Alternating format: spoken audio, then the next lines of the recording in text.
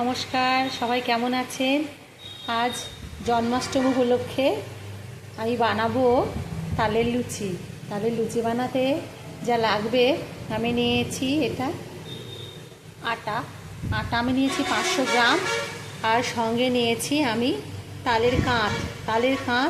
আমি একটা তালকে ভালো করে ওটাকে ঘষে নিয়ে যে কাঁধটা বেরিয়েছে সেই কাঁধটাকে আমি আগে একটু গরম করে রেখেছি। গরম করে কাঁধটা দিলে সেই তাল হোক বা বড়া হোক, তাহলে লুচি বা বড়া যেটাই বানানো হয় খুব টেস্ট হয় খেতে। সেই জন্য এই টেস্টি লুচিটাকে আরও করার জন্য আমি কাঁধটাকে গরম করে রেখেছি। সেইটা এবারে আমি এই তালের কাঁধ আর এই আটা এই দুটো আমি একসঙ্গে মেখে নেব। দেখুন, আমি আটা আর তালটা একসঙ্গে মাখিয়ে নিলাম, এই রকম মাখালাম।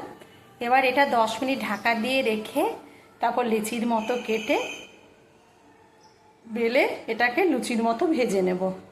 ঠিক আছে, আপনারা সঙ্গে থাকুন। ভিডিওটা ভালো লাগলে লাইক, শেয়ার, সাবস্ক্রাইব করবেন। আর যারা নতুন, যারা তালের এখনো পর্যন্ত রেসিপি করতে সাহস করেননি, আমি ভাবছি আমার মনে হচ্ছে তারা এইভাবে যদি করেন, আমার মতো যদি চেষ্টা করেন, তাহলে দেখবেন আপনাদেরও খুব ভালো লাগবে। বাড়ির সঙ্গে এই খাবারগুলো শেয়ার করবেন। তাল তো সবসময় পাওয়া যায় না, তাই এই সময় তাল পেলে করে বানিয়ে এইভাবে খাবেন, খুব ভালো লাগবে। ঠিক আছে, আমি পরপর দেখাচ্ছি এরপরে কি করি। ঠিক আছে, আমার গোপালের জন্য তালের লুচি রেডি হয়ে গেল। এইভাবে আপনারাও লুচি বানাবেন, গোপালকে দেবেন, ওর জন্মদিন।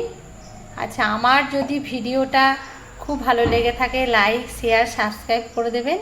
এইভাবে নিজেরাও তালের লুচি বানিয়ে বাড়িতে খাবেন, গোপালকে খাওয়াবেন, ঠাকুরদের দেবেন। সবাই সুস্থ থাকবেন, ভালো থাকবেন। আজকের মতো টাটা।